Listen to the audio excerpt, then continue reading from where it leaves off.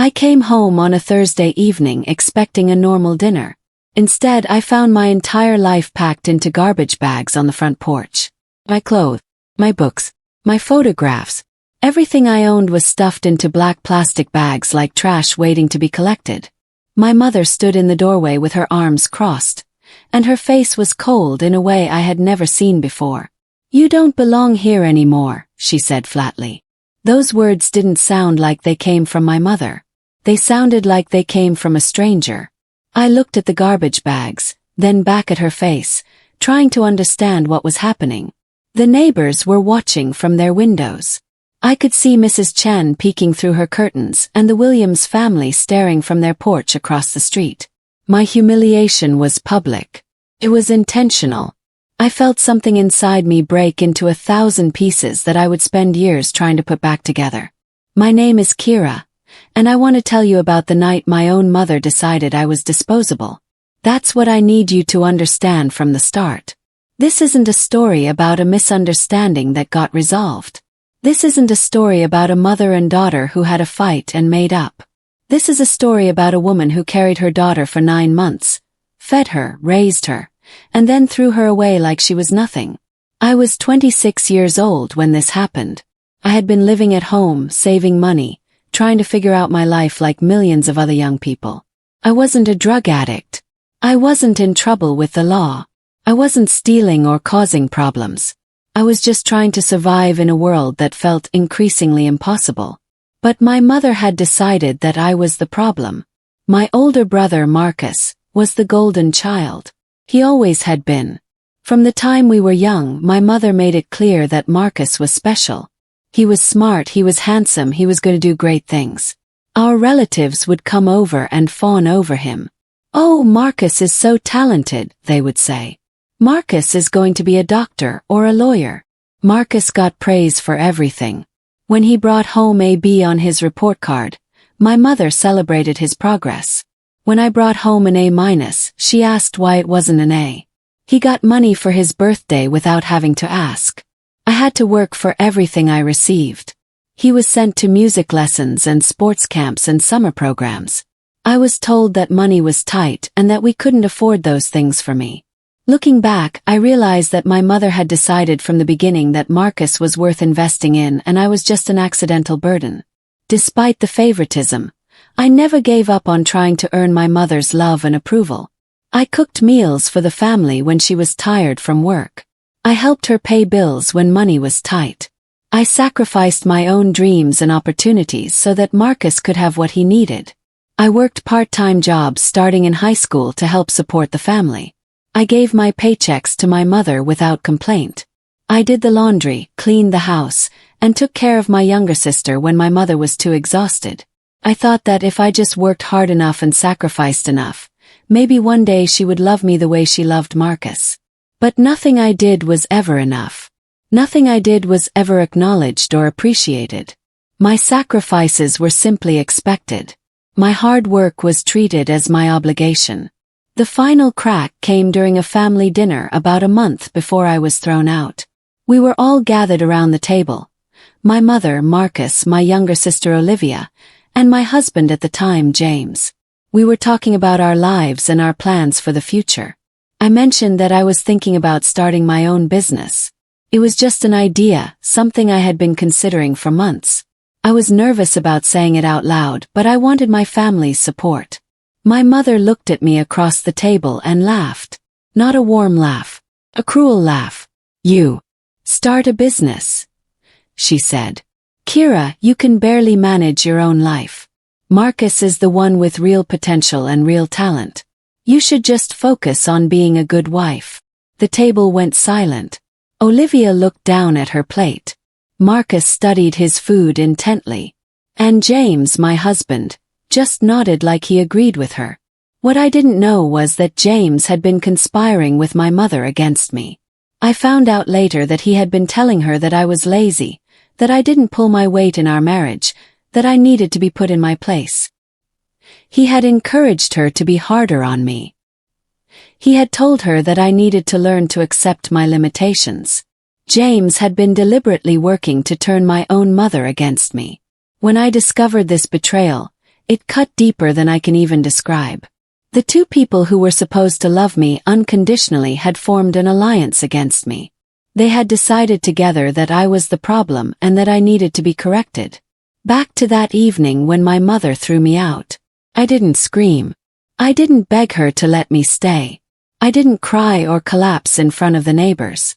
Instead, I took a deep breath and started gathering the garbage bags. My hands were shaking so badly that I could barely hold them.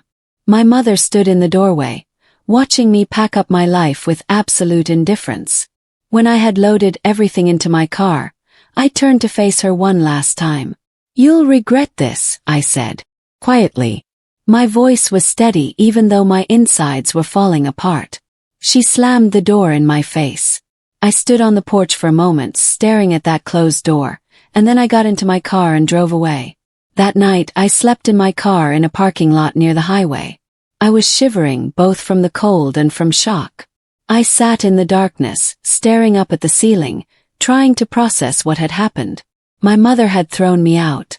My husband had conspired with her. I had nowhere to go and nobody who wanted me.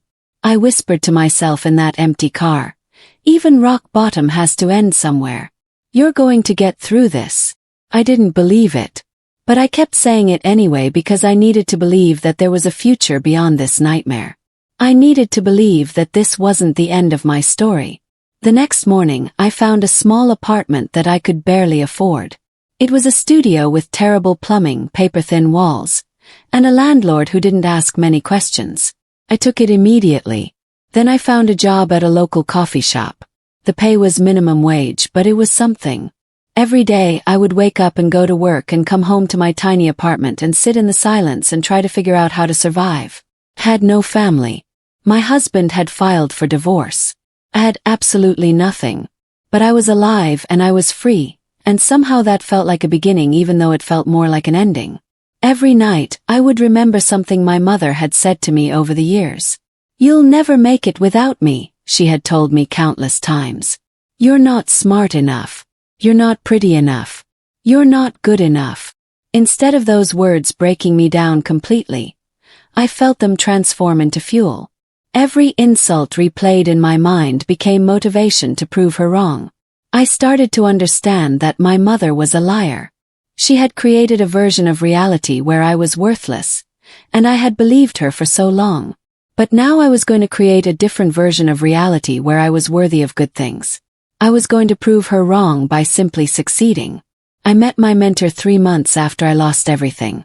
Her name was Patricia, and she was the manager at the coffee shop where I worked. She was in her 50s, she had been through her own struggles, and she saw something in me that I wasn't sure existed. One day after my shift, she asked me to sit down and talk with her. "I can see that you have potential," she said. "You're smart and you work hard and you have something special inside you that most people don't have. I want to help you get out of this job and into something better." Patricia recognized that I was overqualified to be making coffee. She started mentoring me. She taught me about business and marketing and personal branding.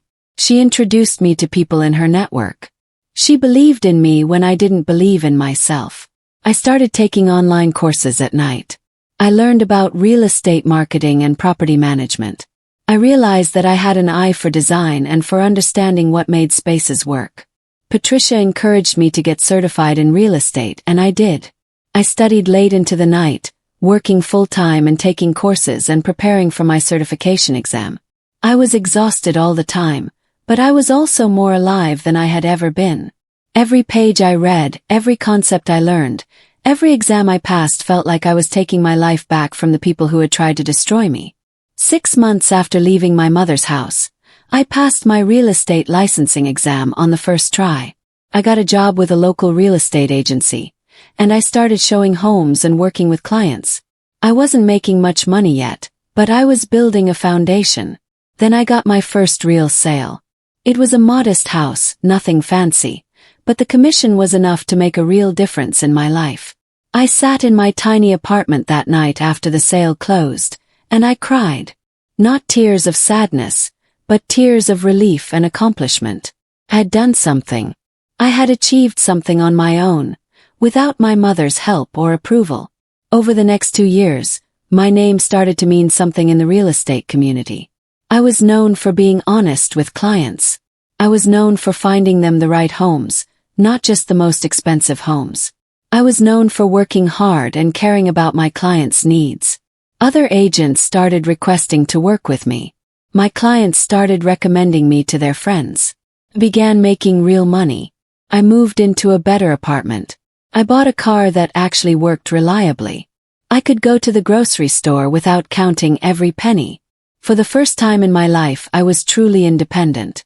I ran into my mother at the grocery store about 2.5 years after she threw me out. I was in the produce section, picking out vegetables for dinner, when I heard a familiar voice. Kira. It was my mother. I turned around, and for a moment she didn't recognize me. I had changed. I had gained confidence. My hair was styled differently. I was wearing clothes that fit properly because I could afford them. My mother's fake smile couldn't hide her shock. "Hi, Mom," I said calmly. We stood in the produce section for an awkward moment. She tried to make small talk, but I could see the confusion in her eyes. This wasn't the broken daughter she had thrown out. This was someone completely different. Someone strong. I found out through mutual friends that Marcus's life was falling apart. He had lost his job. He was dealing with financial problems. The golden child was no longer golden. His wife had left him. His business venture had failed. All of the things that my mother had praised him for, all of the special advantages that she had given him, hadn't actually prepared him for the real world. Meanwhile, I was building something real and sustainable. The irony wasn't lost on me. About 3 years after I was thrown out, my ex-husband James reached out to me. He sent me a message saying that he regretted everything. He said he had been wrong to side with my mother. He said he had been a fool and that he wished we could reconcile. He painted this picture of how wonderful our life could be if I would just give him another chance. I read his message 3 times, trying to understand if I felt anything for him. I didn't. I looked at his words and realized that I had completely moved on. "I appreciate you reaching out," I wrote back. "But you made your choice and I've moved on. I wish you well, but I can't go back." I sent the message and blocked his number. He wasn't giving up though. He started showing up at my real estate office. He sent me flowers. He tried to convince my sister Olivia to talk to me on his behalf. My mother, seeing my success and realizing that her golden child was failing, decided to try a different approach. She started spreading rumors about me in the community. She told people that I was dishonest in my real estate dealings. She told people that I had betrayed the family. She tried to smear my professional reputation. She thought she could destroy me the way she had tried to destroy me before. But this time I had proof of everything. I had documentation of my professional success. I had client testimonials. I had records of my integrity and hard work. I wasn't the same broken girl who would have fallen apart from her mother's lies. Instead of defending myself directly, I simply documented everything. Every lie my mother told. Every person she told it to. I compiled evidence of her attempts to harm my business. Then, quietly and strategically, I made sure that key people in my professional circle knew the truth. I showed them my client reviews and my success record. I showed them the false claims my mother was making. I let the facts speak for themselves. People investigated the claims and found them to be completely baseless. My mother's credibility in the community was destroyed. People stopped listening to her. They realized she was a woman consumed with jealousy and bitterness. I bought a property about 2 blocks away from my mother's house. It was a beautiful piece of real estate, and I turned it into a thriving real estate office. It was a subtle flex, but it wasn't subtle enough that my mother missed it. She watched as I built my business in plain sight. She watched as clients came and went from my office. She watched as I became more successful and more respected in the community. I never mentioned it to her.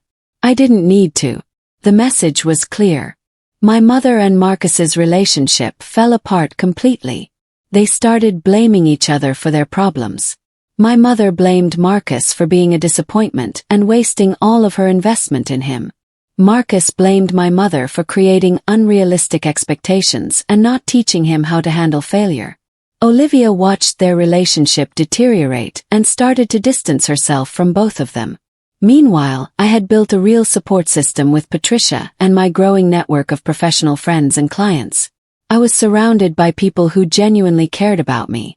About 4 years after being thrown out, I received an invitation to a family dinner. Came from my sister Olivia. She said that our mother wanted to reconcile. She said that our mother was sorry for what she had done. She said that the family wanted me back. I looked at that invitation and didn't know what to feel. Part of me wanted nothing to do with them. But another part of me was curious. I wanted to see my mother's face. I wanted to see if she understood what she had done to me. I wanted to know if she had any regrets. I attended the family dinner about 4.5 years after I was thrown out. I arrived in my own car, wearing a tailored suit and confidence that came from knowing my own worth. The moment I walked in, everyone noticed the change in me. My mother looked up from the table, and for a moment, I saw recognition cross her face.